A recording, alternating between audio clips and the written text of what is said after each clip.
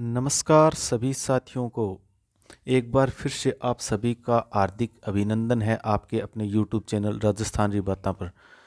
तो पिछले एक टॉपिक में हमने हस्तकला को कंप्लीट किया था, जो कि उम्मीद करते हैं आपको अच्छा लगा होगा।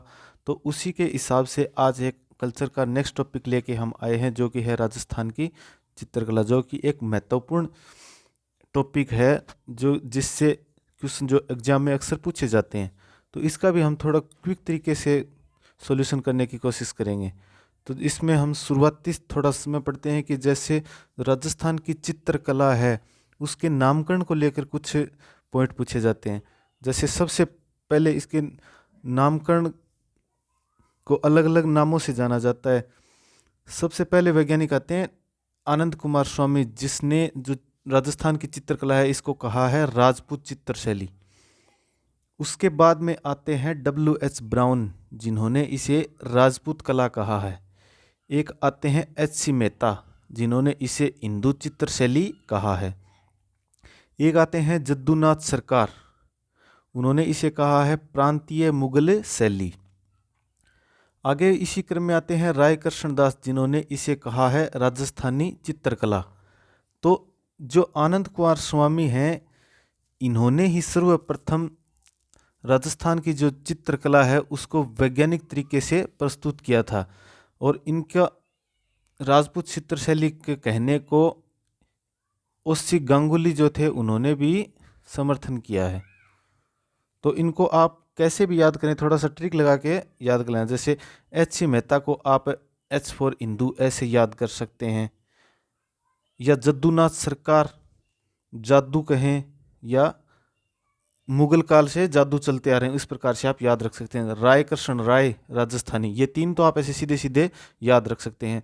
उस समय मेनली राजपूत शासन था, तो आप सबसे पहले डॉक्टर आनंद कुमार स्वामी का नाम याद रख सकते हैं। उन्होंने सबसे पहले नाम दिया था राजपूत चित्रशैली। तो ये कुछ इसके नामकरण को लेकर हमने फैक्ट पढ़े हैं, जो कि 5 ही पॉइंट आपको मेनली ध्यान में रखने हैं।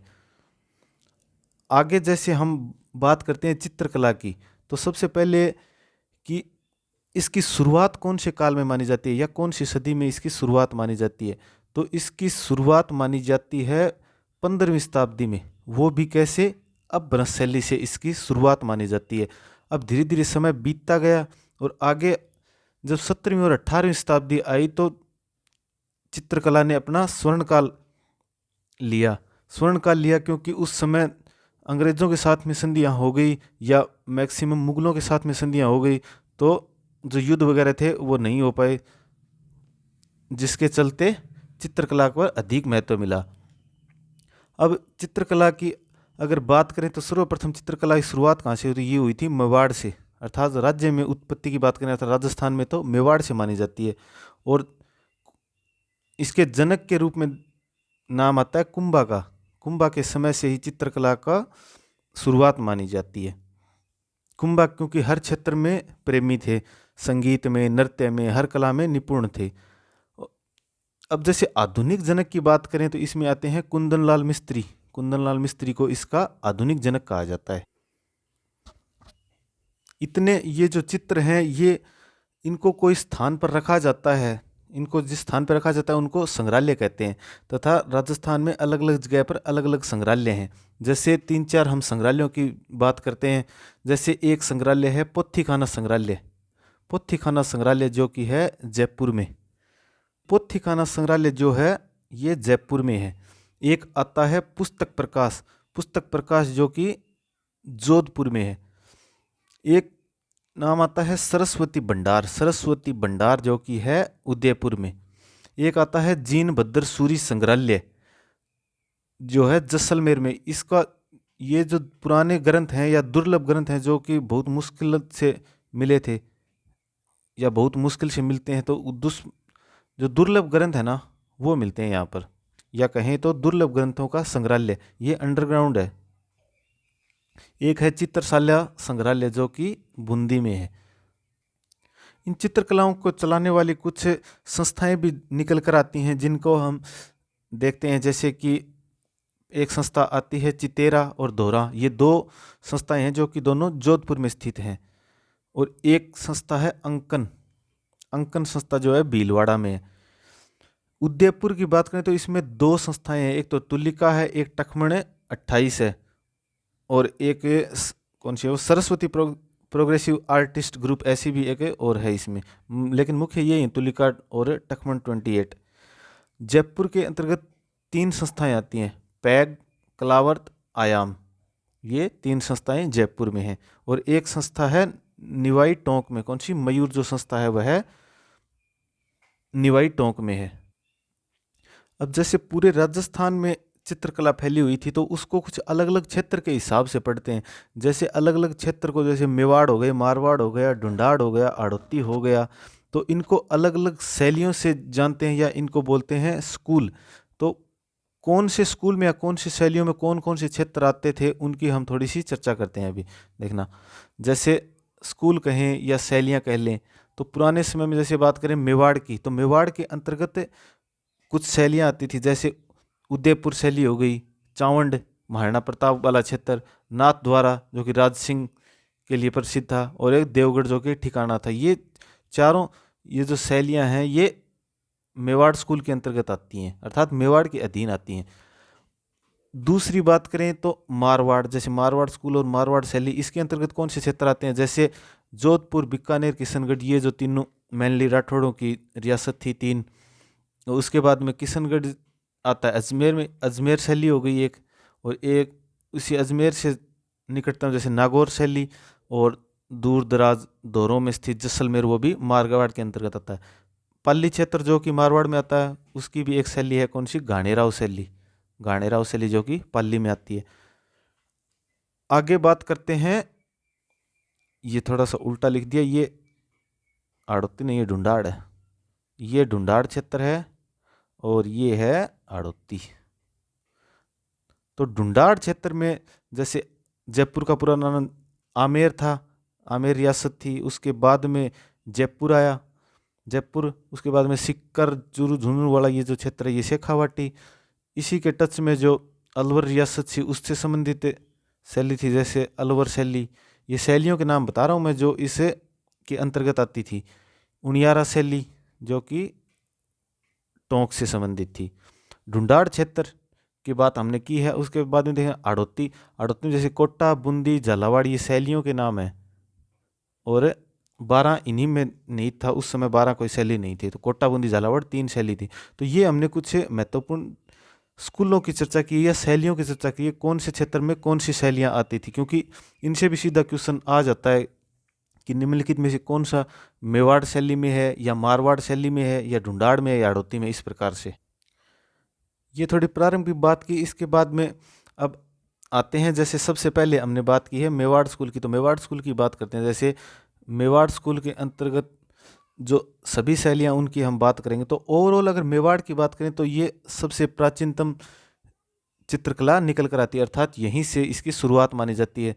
प्राचीनतम काल से कहें या इसके जन्मदाता कहें तो वो मेवाड़ी है। यहाँ पर सर्वाधिक कृष्ण भक्ति के जो चित्र हैं वो देखने को मिलते थे। तो अब इसमें सबसे पहली जो शैली है उसकी बात करते हैं, मेवाड़ कहें या उदयपुर शैली, मेवाड़ कहें या उदयपुर शैली की अब हम बात करते हैं।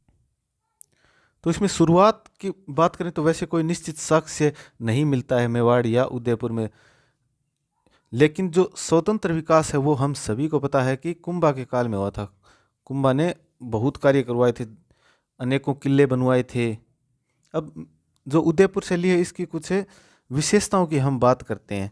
जैसे इन्होंने शुरुआत जरूर की थी लेकिन इनका अधिकतम समय युद्धों वगैरह में गुजरा था। तो इसमें अगर हम स्वर्ण काल की बात करें, ये जो शैली है इसमें स्वर्ण काल जो आता है जगत सिंह प्रथम के काल में जाकर स्वर्ण काल माना जाता है, अर्थात उस समय अनेकों चित्र बने थे या उनको संरक्षण दिया गया था। कुंभा के समय में अर्थात स्वतंत्र विकास हुआ था, लेकिन उससे पहले भी यहाँ के कुछ महत्वपूर्ण चित्र देखने को मिलते हैं। जैसे 2 पुराने चित्र देखने को मिलते हैं, एक जो है श्रावक प्रतिक्रमण सूत्र चूर्णी और एक है सुपासना चरित्रम। श्रावक प्रतिक्रमण सूत्र चूर्णी है जिसके चित्रकार हैं कमलचंद, तथा ये तेज सिंह के समय में उकेरा गया था। तेज सिंह का समय कौन सा था, 1260 के लगभग या 1260 में, अर्थात उस समय कौन सा क्षेत्र था? आहड़। आहड़ जो कि उदयपुर का क्षेत्र है। लेकिन श्रावक प्रतिक्रमण सूत्र चूर्णी, इसके बारे में आपको एक ये पॉइंट मेन ध्यान में रखना है, ये इंपॉर्टेंट है कि ताड़ के पत्तों पर जो चित्रित प्रथम ग्रंथ था ना, वो श्रावक प्रतिक्रमण सूत्र चूर्णी था। इसी के बाद में आगे क्रम में एक दूसरा चित्र आता है सुपासना चरित्रम, अर्थात ये पुराने चित्र थे उनकी बात कर रहे हैं, ओवरऑल बात नहीं कर रहे हैं हम, केवल मेवाड़ के जो पुराने चित्र हैं उनकी बात कर रहे हैं। तो एक आता है सुपासना चरित्रम जो कि मोक्कल के काल में, मोक्कल का काल 1420-22 यहाँ के लगभग था, तो ये चित्र था 1423 ईस्वी का, 1423 ईस्वी का। इसके चित्रकार थे हीरानंद, हीरानंद। और ये क्षेत्र आ गया दिलवाड़ा, ये दिलवाड़ा उदयपुर का क्षेत्र है। ये दिलवाड़ा जैसे जैन मंदिर आप पढ़ते हैं सिरोही वगैरह, ये तो क्षेत्र वैसे उदयपुर का आता है, अर्थात उदयपुर शैली में आता है। अब आगे हम इसमें कुछ यहाँ के जो चित्र हैं उनमें 3D प्रभाव देखने को मिलता था, ठीक है, 3 डायमेंशन। और यहाँ के जो चित्र थे उनकी आंखें लगभग मैक्सिमम जो थी वो मीन के जैसी बनाते थे, मीन अर्थात मछली के जैसी। अब इसमें कुछ महत्वपूर्ण जो चित्रकार हैं उनकी हम बात करते हैं। प्रमुख चित्रकारों में कुछ नाम जैसे सामने निकल कर आते हैं, जिनमें एक तो साहिबुद्दीन इम्पोर्टेंट है और एक नूरुद्दीन इम्पोर्टेंट है। इम्पोर्टेंट तो वैसे लिख रखे हैं, ये मैंने इम्पोर्टेंट लिख रखे हैं, बाकी इन दो पे आपको मेनली फोकस रखना है। तो इनमें जैसे आप समूह बनाकर याद रखना, जैसे कमलचंद, हीरानंद, भिकमचंद, इनको एक साथ में याद रखना। और जो आगे आते हैं नूरुद्दीन, इनको अलग से याद रखना, जैसे नूरुद्दीन, साहिबुद्दीन, इनको याद रख लेना। और एक ये ग्रुप को एक साथ में याद रखना, मनोहर, कृपाराम, उमरा और जीवा। तो इनके अलग अलग जो कुछ प्रसिद्ध चित्र हैं अब उनको देखते हैं। जैसे भिकमचंद ने एक ऋषिकाष्टक है जो कि एक चित्रित ग्रंथ है वो बनाया था, ये बनाया था, या ऋषिकाष्टक एक चित्रित ग्रंथ है, चित्रित ग्रंथ है, ये बनाया था। भिकमचंद के बारे में ये भी कहा जाता है कि ये कुंभा के गुरु थे, कुंभा के गुरु थे। अब जैसे नूरुद्दीन है, इन्होंने बनाया था कलिल्ला और दमना का चित्रण किया था। कलिल्ला दमना क्या है कि एक पंचतंत्र से संबंधित कुछ कहानियां हैं उन पर चित्र बनाए थे, जैसे जानवरों की कहानियां ऐसे। तो इस कलिल्ला दमना में क्या है, ये कलिल्ला और दमना, ये जैसे कोई शेर है उसके दरबार में 2 गिद्दड़ थे, उन पर कहानी है, उनका चित्रित रूप प्रस्तुत किया था। साहिबुद्दीन को आपको मेनली याद रखना है क्योंकि साहिबुद्दीन ने कुछ महत्वपूर्ण चित्र बनाए थे। जैसे इन्होंने चित्र बनाया था रागमाला पे, या रागमाला का, गीत गोविंद, रसिक प्रिया, भागवत पुराण, ये कुछ चित्र बनाए थे। मैंने ऊपर आपको बताया था कि कृष्ण भक्ति संबंधित चित्र, तो इनमें आप इस हिसाब से याद रख सकते हैं। जैसे ये कृष्ण से संबंधित शब्द लेंगे, जैसे रसिक प्रिया, भागवत पुराण, गीत गोविंद, रागमाला, तो इसको आप कृष्ण भगवान से, कृष्ण से कनेक्ट करके याद रख सकते हैं। अब जैसे जगह जगह नाम लिखा आता है यूरोपियन शैली, जैसे अंग्रेजों का प्रभाव इस पर कब पड़ा था? अंग्रेजों का प्रभाव पड़ा था भीम सिंह के समय, अर्थात जब अंग्रेजों से संधि हो जाती है तो उस शैली का प्रभाव भी हमारी शैली पर देखने को मिलता है, उसको बोलते हैं यूरोपियन प्रभाव। आगे उदयपुर के बाद में हम आते हैं चाउंड में, जो कि महाराणा प्रताप की राजधानी भी रही थी। तो चाउंड शैली का नाम आते ही मेनली इन्हीं दो का ही नाम आता है, महाराणा प्रताप का तथा महाराणा अमर सिंह प्रथम का। तो इसकी शुरुआत हम महाराणा प्रताप के समय से मान सकते हैं। चाउंड शैली हिस्सा था उदयपुर का, और स्वर्ण काल इनका कहें तो अमर सिंह के समय में हुआ था। महाराणा प्रताप को तो वैसे आपको पता है कि इतना समय नहीं मिला था, अर्थात युद्धों में अधिक व्यस्त रहे थे, उनके चलते इतना विकास नहीं कर पाए थे इस चित्रकला का। तो इसमें ये हमने शुरुआत पढ़ ली महाराणा प्रताप ने, और स्वर्ण काल अमर सिंह प्रथम के समय को माना जाता है। इसमें भी जैसे मुख्य चित्रकार एक ही आपको याद रखना है, इसका नाम कई बार नासिरुद्दीन लिखा आता है या निसारुद्दीन लिखा आता है।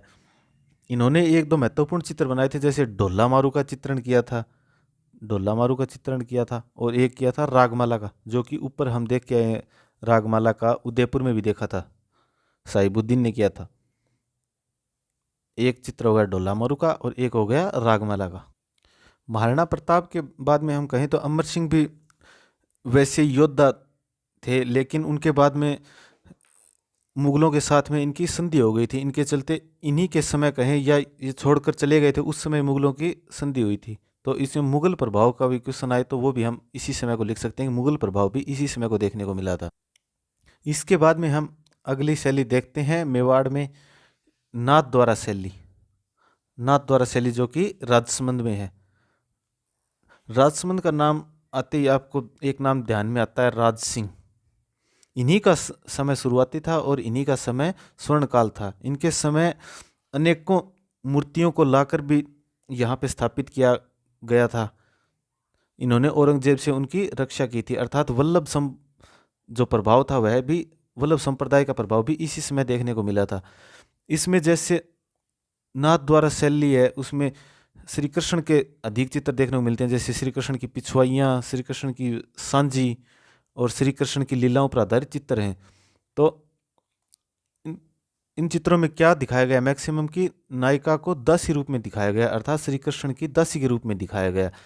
इसमें मेरी माने तो आप सबसे महत्वपूर्ण क्वेश्चन ये है कि इसमें महिला चित्रकार पूछ लिया जाता है। महिला चित्रकार औरों में इतने अधिक है नहीं तथा औरों से अधिक क्वेश्चन बनते भी नहीं हैं। तो इनमें आपको दो नाम मेनली ध्यान में रखने हैं, कमला और इलायची। कमला इलायची, कमला इलायची, ये ध्यान में रखना है नाथ द्वारा शैली में। और इनमें चित्रकारों की हम बात करें तो मैंने बता दिया श्री कृष्ण के चित्र अधिकतम बनाए हैं, तो श्री कृष्ण के नाम के आधार पर आप इनको याद रख सकते हैं, जैसे नारायण, नरोत्तम, चतुर्भुज, विट्ठल, ये आपको श्री कृष्ण के पर्यायवाची से नजर आ रहे हैं, तो इनसे आप ध्यान में रख सकते हैं, नारायण, नरोत्तम, चतुर्भुज, विट्ठल और एक घासीराम भी। क्योंकि जब क्वेश्चन आता है ना तो अकेले कोई चित्रकार का नाम नहीं आता, ऐसे ग्रुप में नाम आता है, तो उसके हिसाब से आपको आसानी से पता चल जाएगा कि ये कौन सी शैली से हैं। एक आती है देवगढ़ की शैली, अर्थात देवगढ़ जो था ठिकाना था मेवाड़ का। इसमें मैक्सिमम एक बात और मैं बता दूं आपको, पहले ही बता देता हूं कि इसमें राज दरबार के चित्र अधिक देखने को मिले थे, राज दरबार के। लेकिन ये देवगढ़ शैली जो है, इसमें प्रकाश में लाने का जो सर्वाधिक श्रेय वो दिया जाता है श्रीधर अंधारे को। ये क्वेश्चन इंपॉर्टेंट है कि देवगढ़ शैली को प्रकाश में लाने का श्रेय किसको दिया जाता है, श्रीधर अंधारे को। या इसको कहा जाता है मिश्रित शैली। मिश्रित को बोलते हैं कोकटेल, कोकटेल को ही मिश्रित बोलते हैं। मिश्रित क्यों बोलते हैं, क्योंकि जैसे ढूंढाड़, मेवाड़, मारवाड़, इन तीनों शैलियों का इसमें मिश्रित रूप देखने को मिलता है। इनमें दो चार चित्रकार हैं, उनको भी आपको याद रखना, जैसे चोखा, केवला, बैजनाथ, बगता, कमल। चोखा, केवला, बैजनाथ, बगता, कमल, ये हमारी मेवाड़ शैली कंप्लीट होती है। मेवाड़ के बाद में मैं एक दो आपको ओवरऑल चित्रकला से क्वेश्चन बताता हूँ। जैसे कि प्राचीन ग्रंथों की बात करें तो प्राचीन ग्रंथों में सबसे प्राचीन ग्रंथ निकल के आते हैं दो, जो कि 1060 ईस्वी में इनकी चर्चा निकल के आती है सोर्स के माध्यम से। अर्थात एक तो थे ओग नियुक्तिवर्ती और एक था 10 वैकालिक सूत्र चूर्णी। ये पुराने चित्रित ग्रंथ हैं जो कहाँ हैं, मैंने कहा था कि दुर्लभ चित्रों का संग्रह कौन सा था, जैसलमेर संग्रहालय, तो उसमें ये मिलते हैं। एक तो ओग नियुक्तिवर्ती और एक 10 वैकालिक सूत्र चूर्णी, जो कि 1060 ईस्वी के हैं। राजस्थान का प्रथम चित्रित ग्रंथ है ये, कौन सा, 10 वैकालिक सूत्र चूर्णी। ये जो है राजस्थान का प्रथम चित्रित ग्रंथ है, इंपॉर्टेंट। आगे हम इसी क्रम में बात करते हैं मारवाड़ के अंतर्गत आने वाले, तो उनमें सबसे जो सर्वाधिक प्रभाव देखने को मिलता है वह है जोधपुर शैली। जोधपुर को मेनली मारवाड़ शैली के रूप में देखा जाता है। तो सर्वप्रथम हम पढ़ते हैं जोधपुर शैली। इसमें जो प्रारंभ माना जाता है वो माना जाता है मालदेव के समय से, अर्थात 16वीं सदी के लगभग। शुरुआत कहें या प्रारंभ कहें तो मालदेव के समय। उदय सिंह के समय मुगलों के साथ में संधि हुई थी, तो उदय सिंह के समय मुगल प्रभाव देखने को मिलेगा। और इसका सर्वाधिक विकास की बात करें तो वो हुआ था जसवंत सिंह प्रथम के समय में। और स्वर्ण काल माना जाता है मान सिंह का। मान सिंह के समय ही जोधपुर में नाथों का अधिक प्रभाव देखने को मिला था, या नाथ प्रभाव देखने को मिला था मान सिंह के समय में, मान सिंह के समय में। ठीक है, तो आगे प्रारंभ बात कर ली हमने मालदेव। तो मालदेव के समय में जैसे एक तो राम रावण युद्ध चित्र है ना, ये मालदेव के समय में बना हुआ है। तो उसके आगे हमने ऊपर बात कर ली उदय सिंह की, जिनको मोटा राजा उदय सिंह कहते हैं, उनके समय में मुगल प्रभाव देखने को मिला। सर्वाधिक विकास ये होगा जसवंत सिंह प्रथम के समय में। तखत सिंह के समय में यूरोपीय प्रभाव देखने को मिलता है, यूरोपीय प्रभाव अर्थात A.H. मुल्लर ने दुर्गादास राठौड़ का चित्र बनाया था इनके समय। A.H. मुल्लर जो कि बहुत पहुंचे हुए चित्रकार थे, विदेशी चित्र। आगे तख्त सिंह से आगे देखते हैं कि गज सिंह के समय में चित्र बनाया गया था रागमाला का चित्र बनाया गया था वीर जी के द्वारा। इसमें कुछ महत्वपूर्ण और चित्रों की बात करते हैं कि इनमें राम रावण का युद्ध चित्र हो गया जो कि मालदेव के समय में हुआ था, और एक इसमें देखने को मिलता है सप्त सतियों के चित्र देखने को मिलते हैं, और इनमें प्रेम आख्यान संबंधित चित्र सर्वाधिक देखने को मिलते हैं, अर्थात वेल्ली कृष्ण रुक्मणी री जो कि पृथ्वी सिंह की बुक थी, महेंद्र मुमल के चित्र, ढोला मारू के चित्र, और बागा और बारमली के चित्र, मुम्मल और नियालदे के चित्र, ये कुछ महत्वपूर्ण चित्र थे इसके जोधपुर शैली के। आगे हम बात करते हैं चित्रकारों की, तो इनमें चित्रकार जो थे महत्वपूर्ण चित्रकार देखना, जैसे एक नारायण दास भाटी, छज्जूदास, शिवदास भाटी, ये इनके समय ऐसे लगा रखे हैं, भाटी हैं सभी। शिवदास भाटी, अमरदास भाटी, रतनदास भाटी, ये इनको एक साथ में आप ध्यान में रख सकते हैं, अर्थात लगभग ये इससे याद रख सकते हैं कि भाटी जो थे वो जोधपुर शैली में मिलेंगे। इन दो को एक साथ याद रख लेना, छद्दूदास, सेब्बूदास। मालदेव के समय की बात करें तो एक उत्तराध्यान का चित्रण हुआ था जो कि इस शैली का अर्थात जोधपुर शैली का कहें या पूरी मारवाड़ चित्र शैली का प्रथम चित्रित ग्रंथ था जो कि एक जैन ग्रंथ है। ऊपर प्रमुख चित्रों के आधार पर हम कह सकते हैं कि प्रेम आख्यान के अगर सर्वाधिक चित्र मिले हैं वो जोधपुर शैली में मिले हैं। जैसे ये सभी प्रेम कहानियों पर आधारित हैं, जैसे वेल्ली कृष्ण रुक्मणी री, महेंद्र मुम्मल, ढोला मारू, बागा बारमली, मुम्मल दे, नियाल दे। और जोधपुर शैली में एक क्वेश्चन ये भी आ जाता है कई बार कि बादलों पहाड़ों का चित्र भी हुआ है। राजिया सोरठा आपने नाम सुना होगा जो कि कृपाराम खिड़िया के हैं, राज्य सोरठे, वो भी उनका भी एक क्वेश्चन देखा था मैंने, कौन से एग्जाम में देखा था ये कि कौन सी शैली में आते हैं, उसमें भी मारवाड़ में भी अलग अलग ऑप्शन दिए हुए थे, तो ये आता है मारवाड़, उत्तरी मारवाड़ चित्र शैली का एक चित्र है। एक क्वेश्चन और मैं आपको बताता हूँ कि अनु मल्होत्रा ने गज सिंह सेकंड का एक चित्र बनाया था जिसको जाता है the Maharaja of Jodhpur the legacy lives on, ये चित्र बनाया था अनु मल्होत्रा ने। आगे जोधपुर के बाद में हम बात करते हैं बीकानेर शैली की।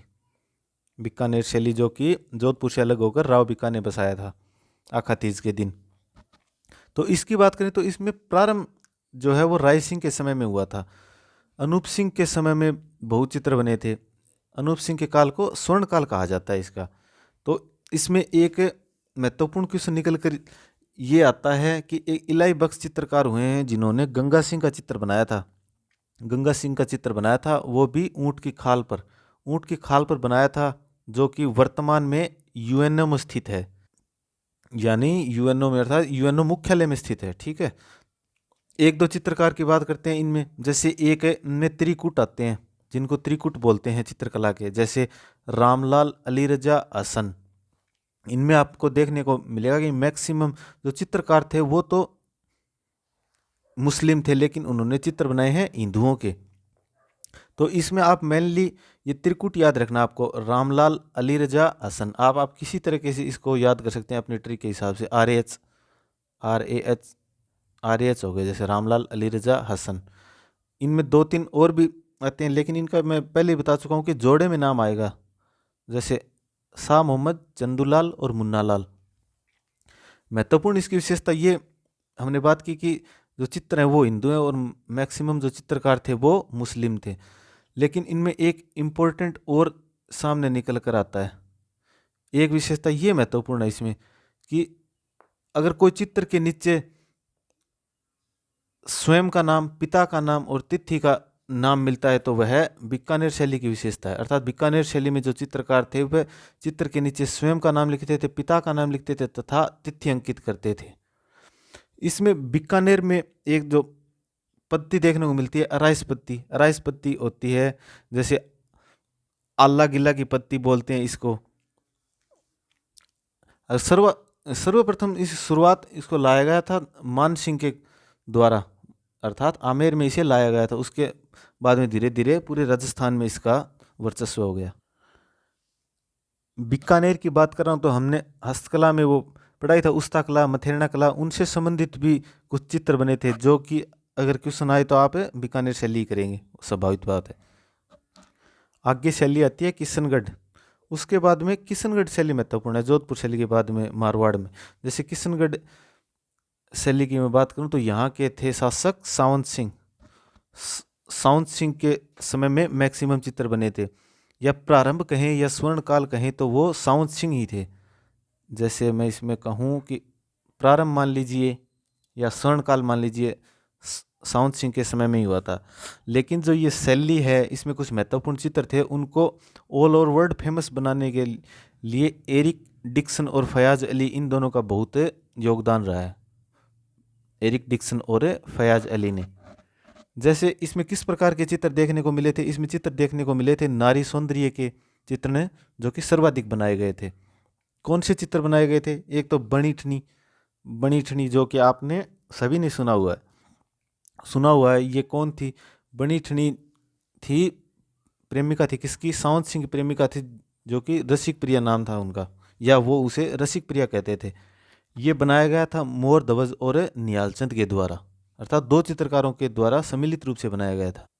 इस शैली पे एक कांगड़ा शैली का प्रभाव देखने को मिलता है, या कांगड़ा शैली इसको कहा जाता है, क्योंकि कागज पर जो चित्र बनाए होते हैं ना उनको कांगड़ा कहते हैं। तो इसमें जो चित्र थे वो कागज पर बनाए हुए थे। तो महत्वपूर्ण इसमें चित्र, जैसे एक तो बणिठनी का, तो उसमें ये बात कर चुके हैं हम। इस पे 20 पैसे का डाक टिकट जारी हुआ था 5 मई 1973 को। ये प्रसिद्ध क्यों है? क्योंकि इसको कहा जाता है भारत की मोनालिसा। भारत की मोनालिसा कहा जाता है। मोनालिसा जैसे एक पेंटिंग थी, उसके बारे में आपने सुना होगा, बहुत फेमस पेंटिंग है, जो लियोनार्डो दा विंची थे उन्होंने उसको बनाई थी। तो इस भारत की मोनालिसा जो है उसको बणिठनी को कहा जाता है। इसको चित्र आप देखना, गूगल पे सर्च मार के देखना, आपको किस प्रकार का चित्र लगता है। एक महिला है जो कि ऐसे साइड में मुंह किए हुए घूंघट को पकड़े हुए है, अर्थात पारदर्शी उसकी वेशभूषा है, अर्थात जो उसकी भौहें हैं वो धनुष्कार हैं, बिल्कुल धनुष के जैसी, मर्ग के जैसी उसकी नैन उकेरे हुए हैं। ये बणिठनी की बात की। इसमें एक दो और भी चित्र महत्वपूर्ण थे, जैसे एक चांदनी रात की संगोष्ठी का चित्र था, वो बनाया गया था अमीरचंद के द्वारा। और किशनगढ़ शैली में भूतायत क्या दिखाया गया है? कमल से भरे हुए तालाब दिखाए गए हैं, नौकायान दिखाए गए हैं, झीलों का दृश्य दिखाया गया है, अर्थात पानी वाले जो ज़्यादा स्थान दिखाए गए हैं। तो इसकी किशनगढ़ शैली की मैं एक दो बात आपने बताई है कि पारदर्शी वेशभूषा हो गई, और वह जो है हाथ में आधा खिला हुआ एक कमल का फूल लिए खड़ी है। लेकिन इसमें इंपॉर्टेंट क्वेश्चन ये बनता है, सीधा सीधा पूछ लिया जाता है कि कला, प्रेम, भक्ति का समन्वय अगर किसी शैली में देखने को मिलता है ना, तो वो किशनगढ़ शैली है, अर्थात राजस्थान की सर्वाधिक लोकप्रिय शैली है। इसी क्रम में आगे एक दो छोटी छोटी और मारवाड़ में आती हैं, उन शैलियों की हम बात करते हैं। जैसे अजमेर शैली आ गई। अजमेर शैली को एक तो सबसे पहले शुरू होते ही इंपॉर्टेंट क्वेश्चन बता दूं कि इसको ठिकानों की चित्र शैली कहा जाता है। ठिकानों की चित्र शैली कहा जाता है। प्रारंभ वही मालदेव के समय, ये कोई नहीं पूछता। इसमें आपको एक क्वेश्चन ये ध्यान में रखना है कि इसमें भी नाथद्वारा की तरह दो महिला चित्रकार थी, जैसे एक तो साहिबा और एक उसना। साहिबा और उसना दो महिला चित्रकार थी। तो महिला चित्रकार का अगर क्वेश्चन पूछे तो आपको नाथद्वारा शैली और अजमेर शैली को दो ध्यान में रखना। उसमें थी इलायची और कमला, और इसमें है साहिबा और उसना। उसमें चित्र की बात करें तो एक जूनिया का चांद जो चित्रकार हैं उनके द्वारा बनाया गया था, पाबूजी का चित्र बनाया गया था। और इसी क्रम में आप अजमेर की बात करें तो एक क्वेश्चन ये भी ध्यान में रख लेना कि जो राजपूताना संग्रहालय है, जिसको अकबर का किला बोलते हैं अजमेर वाला, तो उसको वह क्या है कि राजस्थान का सबसे बड़ा संग्रहालय है, राजस्थान का सबसे बड़ा संग्रहालय। आगे मारवाड़ में बात करते हैं हम नागौर शैली की। नागौर शैली में देखने को क्या मिला था? एक तो बादल महल का अगर क्वेश्चन आए ना तो सबसे पहले आपको उसमें नागौर शैली करना है। बादल महल, जैसे आपको पता है कि सभी रियासतों में जो ऊंचाई पर महल बने हुए थे उनको बादल महल कहते थे, या बादल महल के अनेकों क्वेश्चन बनते हैं। जैसे जैसलमेर से भी क्वेश्चन आता है, नागौर से भी आता है, कुंभलगढ़ का भी क्वेश्चन आता है। लेकिन हम चित्रकला की बात करें तो अगर बादल महल के भित्ति चित्र के बारे में क्वेश्चन आता है, उसमें नागौर शैली आएगा। एक आर एस जो अग्रवाल थे, उन्होंने इसको संज्ञा दी है पर्शियन गाउन की। किसको? नागौर शैली को। नागौर शैली को संज्ञा दी है पर्शियन गाउन की। इनमें जो चित्रकार थे उनके भी नाम आपको आसानी से याद हो जाएंगे, जैसे नाथाराम, पूर्णाराम, चेल्लाराम, अर्जीराम, या मैक्सिमम आप ओवरऑल बात कर सकते हैं राम देखने को मिला। नाथाराम, पूर्णाराम, चेल्लाराम, अर्जीराम।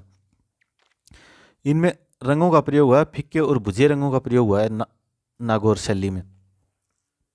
एक और अगर इसमें क्वेश्चन बनता है तो यहाँ से बनेगा, इसमें किस प्रकार के चित्र बने हुए हैं। जैसे वृक्ष में की छांव में हुक्का पीती महिला के चित्र हैं, संगीत सुनती महिला के चित्र हैं, कुर्सी पर बैठी हुई महिलाओं के चित्र हैं, जलकुंड में स्नान करती महिलाओं के चित्र हैं। इस प्रकार के इसमें कुछ चित्र देखने को मिले। वृद्धावस्था के भी इसमें चित्र मिले, लेकिन इसमें स्वर्णकाल वगैरह वो कोई ध्यान में ज़्यादा रखने की बात नहीं है। इनसे स्वर्णकाल वाला क्वेश्चन नहीं पूछा जाता। जो मेनली मेवाड़, मारवाड़ और ढूंढाड़ की जो जैसे मेवाड़ से अधिकतम स्वर्णकाल के क्वेश्चन पूछे जाते हैं, या अगर मारवाड़ की तरफ आ जाते हैं तो उसमें भी जोधपुर शैली तक ही सीमित रह जाता है। इनमें जो महत्वपूर्ण क्वेश्चन, जैसे मैंने बता दिया, अजमेर शैली में महिला चित्रकार साहिबा उसना, और नागौर शैली में जैसे ये हो गए कि इसको पर्शियन गाउन की संज्ञा आर एस अग्रवाल ने दी थी, और फिक्के व भुजे रंगों का प्रयोग होता है। इनमें ये क्वेश्चन बनने की संभावना है, वृक्ष की छांव में वाला ये। अर्थात किस प्रकार के चित्र देखने को मिले। मारवाड़ शैली में अंतिम शैली की हम बात करते हैं, जैसलमेर शैली। इसमें कोई इतना इंपॉर्टेंट क्वेश्चन नहीं बनता है। अर्थात इसका एक ही क्वेश्चन है कि एकमात्र ऐसी शैली है जिस पर किसी अन्य शैली का प्रभाव नहीं था। अन्य शैली का प्रभाव नहीं था। चित्र की बात करें तो इसमें मुम्बल के चित्र सर्वाधिक थे। आगे हम बात करते हैं ढूंढाड़ शैली की, अर्थात जो कि आमेर शैली। उसके बाद में इसके अंतर्गत जो आते हैं, जैसे जयपुर आता है और शेखावाटी आता है, अलवर आता है, उनकी अलग अलग बात करते हैं। जैसे ओवरऑल अगर ढूंढाड़ शैली का अगर क्वेश्चन देखा जाए तो उसमें प्रारंभ तो आपको पता ही है कि मैक्सिमम जो भी चीज़ें हैं ना उनका प्रारंभ मानसिंह के समय से ही माना जाता है। लेकिन स्वर्णकाल इसका ओवरऑल शैली का देखें तो वो है मिर्जा राजा जयसिंह के समय में स्वर्णकाल था इसका, मिर्जा राजा जयसिंह के समय में। ये क्वेश्चन और इसमें एक महत्वपूर्ण कि सर्वाधिक मुगल प्रभाव कौन सी शैली पर देखने को मिलता है, तो वो देखने को मिलता है ढूंढाड़ और आमेर में, क्योंकि सर्वप्रथम संधि इन्हीं के यहाँ पर हुई थी रियासत में।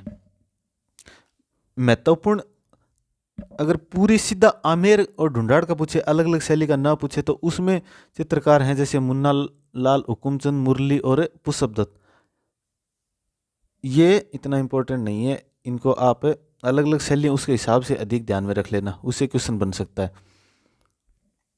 इसमें एक दो जैसे चित्रकार थे, गीत गोविंद, बिहारी सतसई, आदि पुराण, रज्जबनामा और गीत गोविंद, ये इसमें चित्र बने थे। रज्जबनामा का आपको ध्यान में रखना है। रज्जबनामा क्या था? ये था जो महाभारत थी ना उसका फारसी अनुवाद किया गया था, उसको रज्जबनामा कहा गया था।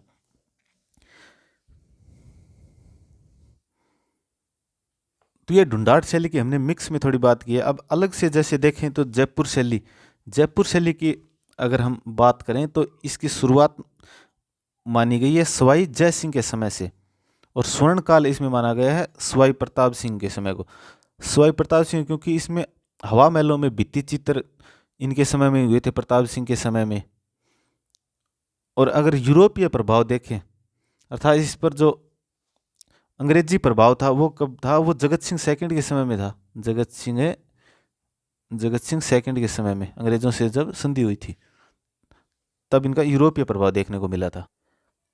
अब इसमें आपको जो चित्रकार हैं वो ध्यान रखना है। अब इनमें चित्रकार थे जैसे चिमना, उकमा, मोहम्मद शाह। चिमना, उकमा और मोहम्मद शाह। एक था उदय। चिमना, उकमा, मोहम्मद शाह और उदय। इसमें किस प्रकार के चित्र थे वो देखिए। जैसे चित्र के बारे में इसमें एक इंपॉर्टेंट क्वेश्चन ये आता है कि पशुओं की लड़ाई के चित्र यहाँ को देखने को मिले हैं। अर्थात एक चित्र था। पशुओं की लड़ाई में भी सर्वाधिक अगर बात करें तो हाथियों की लड़ाई के चित्र देखने को मिले थे।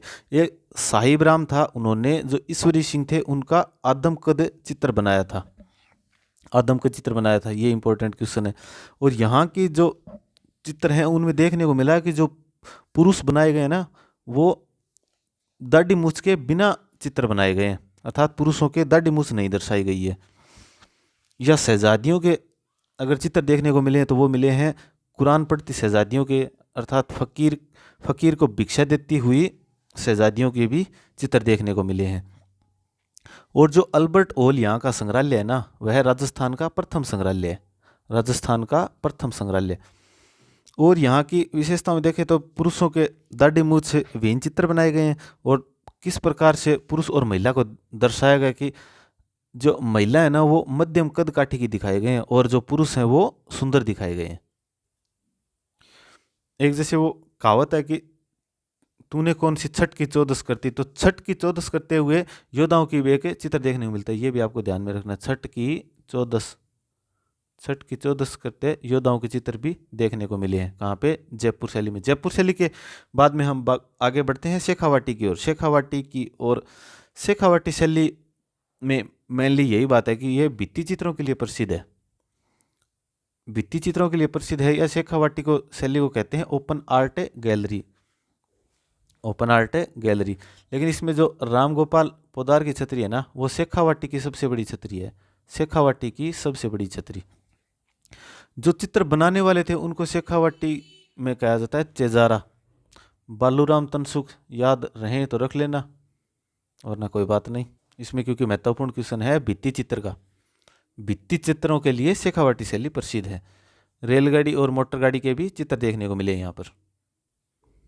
आगे शेखावाटी से आगे हम चलते हैं विनय सिंह के शासनकाल में।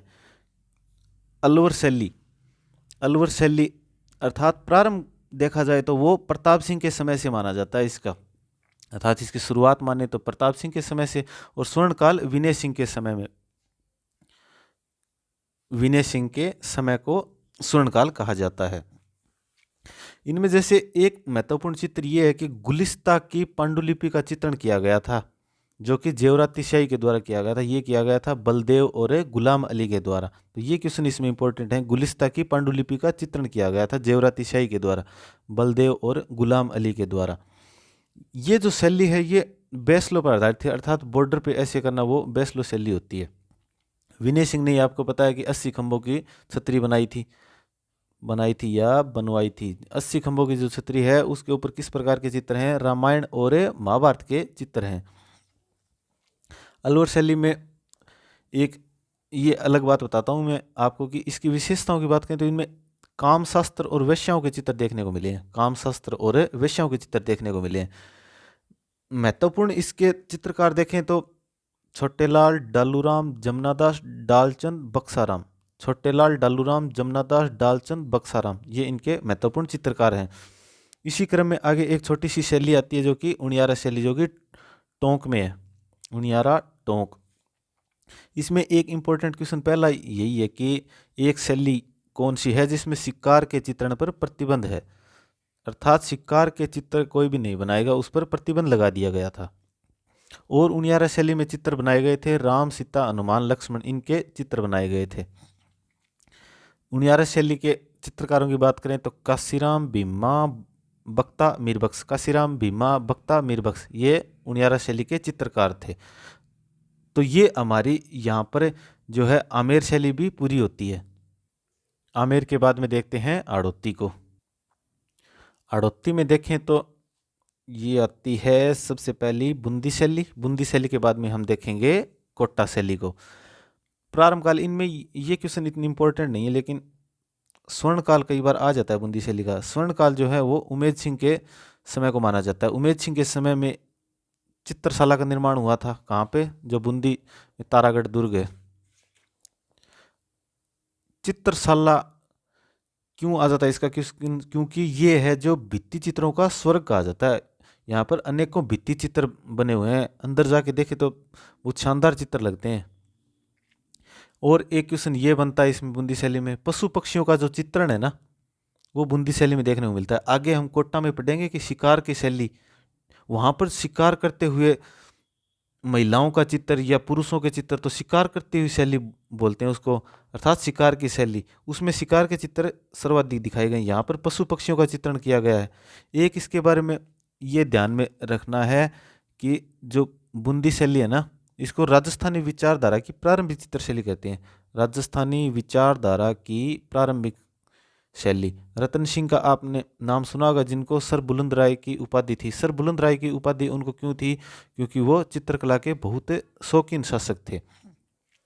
एक इसमें ये ध्यान में रखना कि वर्षा ऋतु में नाचते हुए मोरों का चित्रण कौन सी शैली में देखने को मिला है, तो वो भी बूंदी शैली में देखने को मिला है।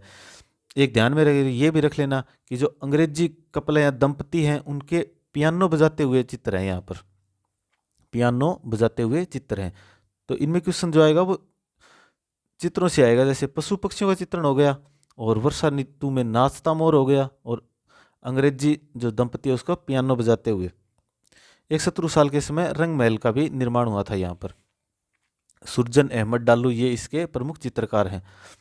आगे देखते हैं हम कोट्टा शैली। कोट्टा शैली को मैं पहले ही बता चुका हूँ क्या कहा जाता है, शिकार की शैली कहा जाता है। शिकार, क्योंकि यहाँ पर शिकार करते हुए चित्र अधिक बनाए गए। शिकार करती नारियों के चित्र, शिकार करती नारियां अगर हैं तो उनकी ओढ़नी भी फटेगी।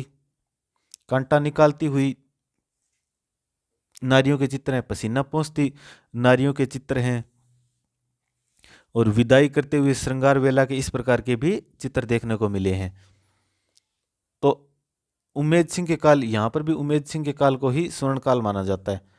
डालू लच्छीराम दो इसके प्रमुख चित्रकार हैं।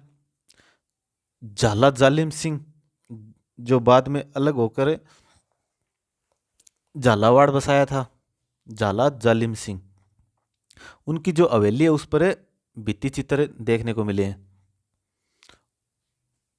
शिकार की शैली है तो इसी में एक चित्र आता है, जैसे श्री राम जो है वो हरिण पर तीर चला रहे थे, वह चित्र भी यहाँ का प्रसिद्ध है। तो ये हमने बात कर ली सभी शैलियों की। अब जैसे ओवरऑल शैली की बात करें तो उसमें अगर कोई क्वेश्चन इंपॉर्टेंट है तो उसके लिए भी एक दो मैं अन्य बात बताता हूँ। जैसे एकल चित्र परंपरा प्रदर्शनी की शुरुआत किसकी इस समय की मानी जाती है? वो मानी जाती है राजगोपाल विजयवर्गीय के द्वारा। अर्थात एकल चित्र परंपरा प्रदर्शनी की जो शुरुआत है वो मानी जाती है राजगोपाल विजयवर्गीय के द्वारा। एक चित्र था जो कि मेवाड़ शैली में था। मेवाड़ चित्र शैली में एक चित्र 54 का चित्र आता है जो कि नसीरुद्दीन के द्वारा बनाया गया था 16वीं शताब्दी के उत्तरार्ध में। जो मेवाड़ चित्र शैली का एक मुख्य चित्रित ग्रंथ है महाराणा प्रताप के समय में, कौन सा? 54 का। इसका भी क्वेश्चन आ जाता है। अब जैसे ये तो हमने चित्रकला की अलग अलग जगह की अलग अलग शैलियों की बात की। एक इसमें जैसे अगर ओवरऑल बात करें तो इसके जो राजस्थान में साक्ष्य कहाँ पर मिले हैं, अर्थात कहाँ से चित्रकला है या प्राप्त हुई है उसके साक्ष्य मिले हैं या अर्थात प्रमाण मिले हैं, तो वह कुछ स्थानों पे प्रमाण मिले हैं। जैसे 2 स्थान कोट्टा के हैं, आलनिया और मुकुंदरा। 3 बूंदी के स्थान हैं, गदड़ा, निमाण, सिसोण। अलग अलग ध्यान में रखना है आपको। जैसे कोट्टा के 2 स्थान थे, आलनिया और मुकुंदरा हिल्स वाला। बूंदी के भी हैं गदड़ा, निमाण और सिसोण। ये 3 स्थान है बूंदी के। एक स्थान आता है दर भरतपुर का और एक बैराट है जयपुर का। यहाँ से जो प्राचीनतम साक्ष्य मिले। अब प्राचीनतम साक्ष्यों में क्या मिला है देखना कि सर्वप्रथम जो बर्ड राइडर रॉक पेंटिंग है ना, अर्थात पक्षियों की सवारी करते हुए जो पत्थर की पेंटिंग है ना, वो कहाँ पर मिली है? वो मिली है गदड़ा बूंदी में। जो सिसोण बूंदी है ना, यहाँ से 5000 वर्ष पुराने पशु पक्षियों के चित्र मिले हैं। 5000 वर्ष पुराने पशु पक्षियों के चित्र। बैराट जयपुर से प्राप्त हुए हैं सर्वाधिक बर्ड रॉक पेंटिंग। जैसे सर्वाधिक बर्ड रॉक पेंटिंग तो बैराट से, और सर्वप्रथम बर्ड राइडर रॉक पेंटिंग कहाँ से प्राप्त हुई है? गदड़ा से, बूंदी से। और एक जैसे अगर गुफा की बात करें, अगर पुरानी जो अलंकृत गुफा है वो कहाँ से प्राप्त हुई है? बांका गांव भीलवाड़ा से। इसी क्रम में आगे कुछ चितेरे आते हैं। जैसे चितेरे बात करें तो चितेरे अर्थात चित्रकारी, जिनको चित्रकला की भाषा में चितेरे बोलते हैं। तो कुछ महत्वपूर्ण चित्रकार हैं या चितेरे हैं, उन्हीं की हम बात करेंगे। जैसे एक आता है स्वानों का चितौरा। स्वानो अर्थात कुत्ते का चितेरा, कुत्तों के शानदार चित्र, वो कहा जाता है जगमोहन वाथोड़िया को। इतने चित्र बनाए थे कि 3,000 चित्र बनाए थे, 3,000 चित्र बनाए थे, जिनका नाम गिनीज बुक में रिकॉर्ड है। गिनीज बुक में, जो कि अनेकों रिकॉर्डों की बुक है। अगर कोई नया रिकॉर्ड बनता है तो आपने अखबार वगैरह में ऐसे देखा होगा कि गिनीज बुक में नाम रिकॉर्ड करवाया। एक आता है भैंसा का चितेरा। भैंसा का चितेरा जो है वो थे परमानंद चोयल। एक आते हैं नीड का चितेरा। नीड का चितेरा जो थे सौभाग्यमल गहलोत। बिल्लों का चितेरा, बिल्लों का चितेरा गोवर्धन लाल बाबा। अब आप इनको कैसे भी ट्रिक बना के आपको याद रखना है इनको। मैं ये मुख्य मुख्य 4-5 बता रहा हूँ, और भी अनेकों हैं, जैसे बालों के चितेरे थे, रेत के चितेरे, कैनवास का चितेरा, बागों के चितेरे, लेकिन इतना डीप क्वेश्चन नहीं आएगा। एक गाँव का चितेरा और है, जैसे भूर सिंह गाँव का चितेरा। भित्ति चित्रों का चितेरा देवकी नंदन शर्मा।